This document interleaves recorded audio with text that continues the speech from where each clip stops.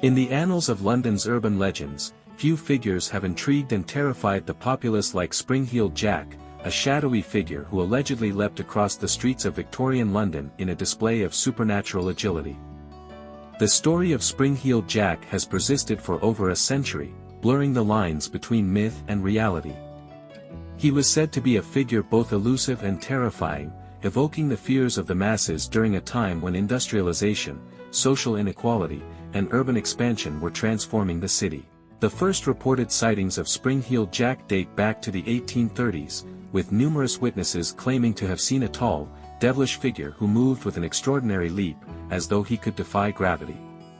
Descriptions of his appearance varied, but he was often described as wearing a tight-fitting suit, with glowing eyes and the ability to jump great distances, sometimes up to 10 feet in the air.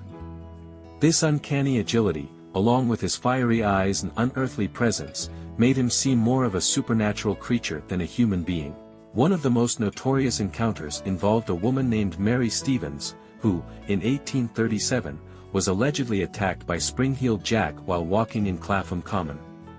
According to her account, she was accosted by a man who jumped at her, tearing at her clothes with his claws and breathing fire into her face. She screamed, and the attacker fled, leaping over a nearby fence with such force that she was left in shock. This incident set off a chain of similar reports across London, fueling speculation that a devil-like figure was terrorizing the streets. In the wake of these events, panic spread throughout the city, and descriptions of the attacker varied. Some witnesses claimed he had the face of a devil, with sharp features and glowing eyes. Others described him as wearing a dark, tight-fitting suit with a high collar and a helmet-like headpiece, resembling a grotesque figure from a nightmare. His agility and strength, being able to leap onto rooftops and escape pursuit, only added to the mystery surrounding his identity. The nature of Spring-Heeled Jack's attacks was equally baffling.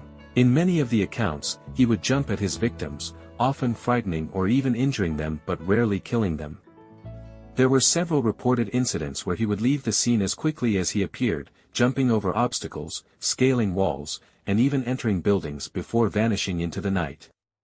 His attacks seemed random, targeting women and sometimes young men, but he never appeared to rob or steal.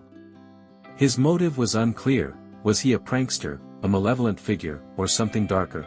By the 1840s, sightings of Spring-Heeled Jack became more sporadic, but his legend only grew.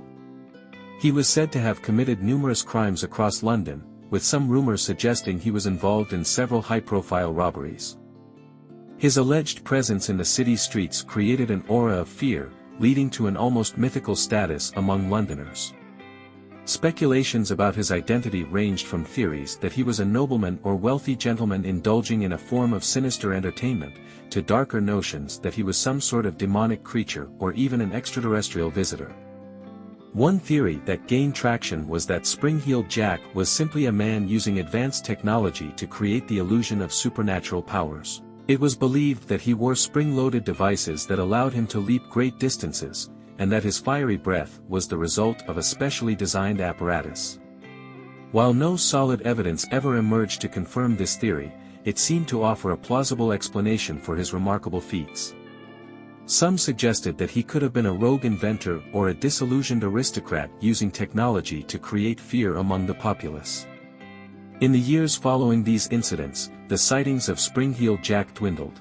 The public's fear of the figure eventually subsided, and the mysterious attacks seemed to stop as suddenly as they had begun. Yet, the legacy of Spring-Heeled Jack continued to haunt the streets of London.